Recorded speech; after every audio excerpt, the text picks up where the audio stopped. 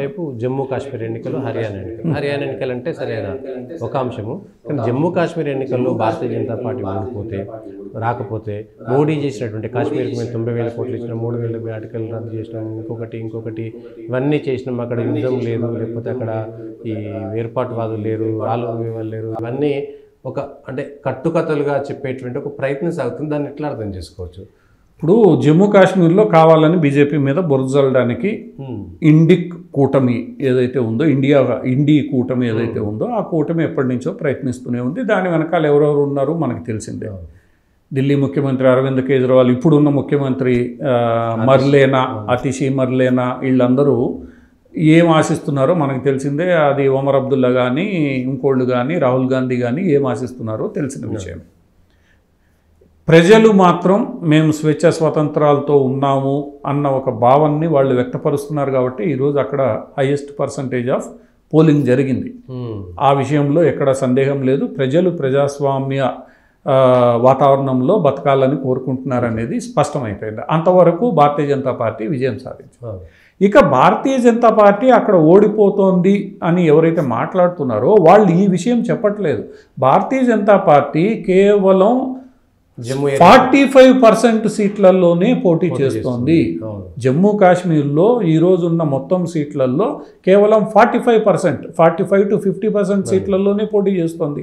అంటే అది బీజేపీ తీసుకున్న నిర్ణయం, అంటే అన్ని ఆలోచించుకొని తీసుకున్న నిర్ణయం. 45% to 50% సీట్లలో పోటీ చేస్తున్న పార్టీ నేను అధికారాన్ని ఏర్పాటు చేస్తానని కళ్ళగంటుందని కూడా మనం అనలేం. ఎందుకంటే బీజేపీ తెలిసి తీసుకున్న నిర్ణయం కాబట్టి బీజేపీ అక్కడ ఏదో నాకు అధికారం వస్తుందన్న ఆశలు బీజేపీ ఏ రోజు పెట్టుకోలేదు అన్నది. మరి అటువంటి పరిస్థితుల్లో బీజేపీ ఓడిపోతోంది అనడం హాస్యాస్పదం. ఇప్పుడు మొత్తం రాష్ట్రంలో అన్ని సీట్లలో బీజేపీ 90కి పైగా ఉన్న సీట్లలో బీజేపీ పోటీ చేసి 20 సీట్లలో గెలిస్తే అప్పుడు బీజేపీని తెలుస్తుంది. బీజేపీ పోటీ చేయలేదు. కాశ్మీర్ లోయలో ఒక్క సీటు శ్రీనగర్ లాల్ చౌక్లో తప్ప ఎక్కడా కూడా బీజేపీ పోటీ చేయడం లేదు. కేవలం జమ్మూలో లేదా ఆ చుట్టుపక్కల ఉన్న ప్రాంతాల్లో పోటీ చేస్తుంది. అది కూడా 43-44 స్థానాల్లో. అక్కడ బీజేపీ గెలిచేది 30 స్థానాలు ఏదో గెలుస్తుంది, అది బీజేపీకి తెలుసు. అవే స్థానాలు 30 స్థానాల్లో రాష్ట్రంలో ప్రభుత్వం ఏర్పాటు చేస్తానని బీజేపీ అనుకోవడం లేదు.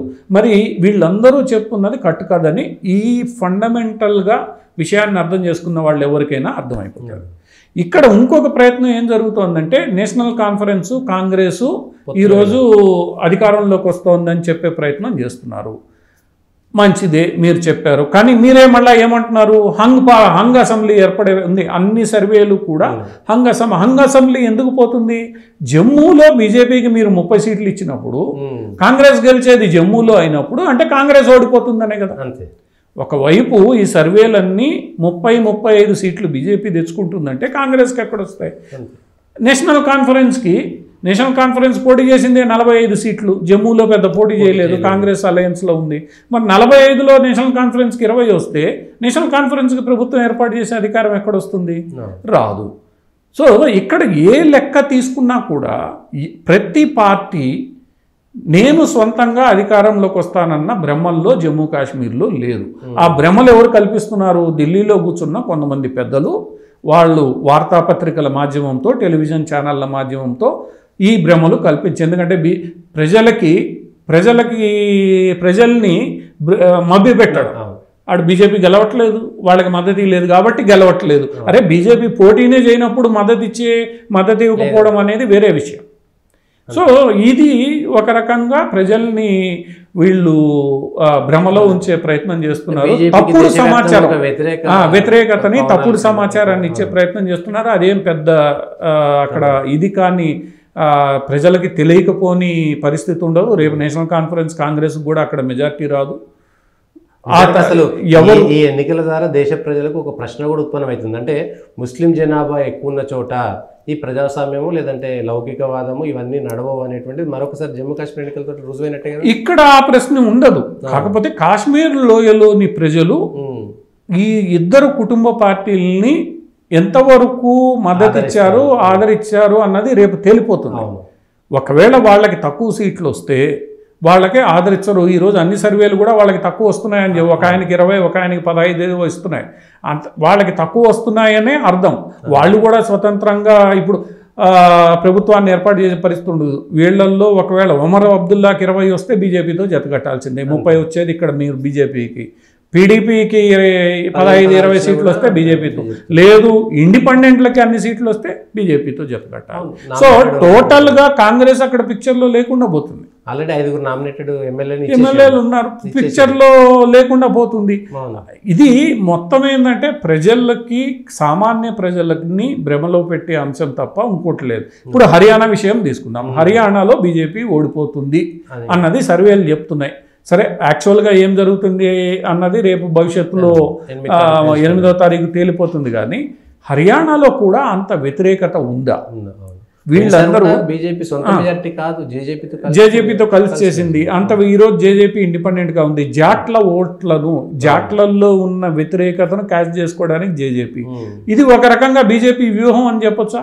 అంతే. ఎవరైతే జాట్లు ఎక్కువ ఉన్నారో వాళ్ళ ఓట్లను చీలిస్తే మిగతా వాళ్ళందరూ ఓట్లు బీజేపీకి వస్తే బీజేపీకి మెజారిటీ రావచ్చు కదా. ఆమ్ ఆద్మీ సొంతంగా పోతుంది, ఆమ్ ఆద్మీ సొంతంగా పోతోంది. సో ఈ మొత్తం లెక్కలనేవి ఈరోజు సర్వే రిపోర్ట్లు మనం నిజమనుకున్నా, బీజేపీ రాకపోయినా పోతే బీజేపీకి ఏమి ఇబ్బంది ఉండదా? ప్రజల్లో వ్యతిరేకత ఉంది. ఆ వ్యతిరేకత ఉంది కాబట్టి ముఖ్యమంత్రిని మార్చారు. సో బీజేపీ ఒక రకంగా అంగీకరించింది అక్కడ. ఒకవేళ ఓటమి వస్తే దాన్ని ముందే అంగీకరించింది కాబట్టి. అందువల్ల ఇక్కడ పెద్దగా లెక్కలు చెప్పడానికి ఏం లేదు. ఒకవేళ కాంగ్రెస్ ఇక్కడ గెలిస్తే, కాంగ్రెస్ ఏదైతే ఇప్పుడు చెప్తోందో బీజేపీని తిరస్కరిస్తున్నారని దానికి బలం వస్తుంది. మహారాష్ట్రలో, జార్ఖండ్లో పరిస్థితులు ఏమైనా కొంత వాళ్ళకి అనుకూలంగా ఉండేది తప్ప, ఒకవేళ ఉల్టా జరిగితే మళ్ళీ బీజేపీ గెలిస్తే మహారాష్ట్ర, జార్ఖండ్ దాని ప్రభావం ఉంటుంది కదా. అందువల్ల ఏంటంటే ఇవన్నీ కూడా జమ్మూ కాశ్మీర్లో భ్రమలు కల్పిస్తే ప్రయత్నం చేస్తున్నారు. రెండోది హర్యానాలో కూడా 8వ తారీఖు ఏం జరుగుతుంది అన్నది వస్తున్న వార్తలు ఏంటంటే వ్యతిరేకత ఉంది అని జరిగే ప్రచారంలో అది ఎంతవరకు వాస్తవం, కొంతవరకు బీజేపీ ముందే గ్రహించింది కాబట్టి, ఓటింగ్ తగ్గింది. బీజేపీ ముందే గ్రహించింది కాబట్టి కొన్ని దిద్దుబాటు చర్యలు చేపట్టింది. ఆ చర్యల్ని ప్రజలు ఎలా స్వీకరిస్తారో వేచి చూడాలి. ఇవన్నీ 8వ తారీఖు మనకి తేలితే. కానీ జమ్మూ కాశ్మీర్లో మటుకు హంగ్ అసెంబ్లీ ఖచ్చితంగా రాబోతోంది. ఎవరికి మెజారిటీ ఉండదు, ఎందుకంటే ఎవరు పూర్తి స్థాయిలో పోటీ చేయలేదు. 90లో బీజేపీ 30-35 గెలిస్తే కనుక, పోయినసారి 25-26 గెలిచింది, 27 గెలిచింది అనుకుంటా. ఇప్పుడు కనుక 30 దాటి 35 వస్తే, 5 నామినేటెడ్ వస్తే 40 చేరుకొని 4-5 ఇండిపెండెంట్ 45 స్థానాలు వచ్చేస్తాయి ఆటోమేటిక్గా. అది ఎట్లా జరుగుతుందని చూడాలి. ఇప్పుడు బీజేపీ స్వతంత్రంగా అందరినీ కాదని చేస్తుందా, లేదా కాశ్మీర్ లోయలో తనతో వచ్చే వాళ్ళని కలుపుకొని చేస్తుందా ఏంటి అన్నది. ఒకవేళ ప్రజల్లో వీళ్ళు చెప్పినట్లు ఆగ్రహమే ఉంటే కాంగ్రెస్ గెలవాలి. జమ్మూలో కాంగ్రెస్ గెలవాలి, అక్కడ నేషనల్ కాన్ఫరెన్స్ గెలవాలి. ఒకవేళ వాళ్ళకి గెలవకపోతే ప్రజల్లో ఆగ్రహం లేదు, బీజేపీ ప్రభుత్వం వస్తుందా లేదా అన్నది బీజేపీ ముందే చెప్పేసింది, మాకు ప్రభుత్వం వద్దు అని. ఎందుకంటే మేము ఇంతే పోటీ చేస్తాం, మా బలం ఇది. అందువల్ల ఇదంతా భ్రమలు కల్పించే ప్రయత్నం తప్ప సామాన్య ప్రజల్లో ఏదో బీజేపీ ఓడిపోతుంది, బీజేపీ ఎందుకు ఓడిపోతుంది అంటే బీజేపీ గెలవడానికి అక్కడ ఆస్కారం లేదు, వాళ్ళు పోటీ చేస్తున్నదే సగం. అటువంటి పరిస్థితుల్లో బీజేపీ ఓడిపోవడం ఏముంది? బీజేపీ నా బలం ఇంత, నేను ఇంతే ఉంటానని నిర్ణయించుకుంది.